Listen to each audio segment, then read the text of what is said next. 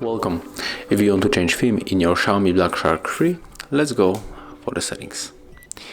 Right now we have to go for the search and type your theme. Okay, here they got the themes, so click on it, and as you can see we got 3 themes, so maybe we can select the green light, and there's the preview how it is going to change.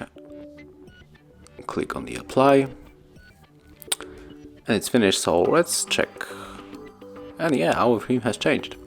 So thank you guys for watching. I hope that'll help you. If I do, leave thumbs ups, comments, and remember to subscribe our channel.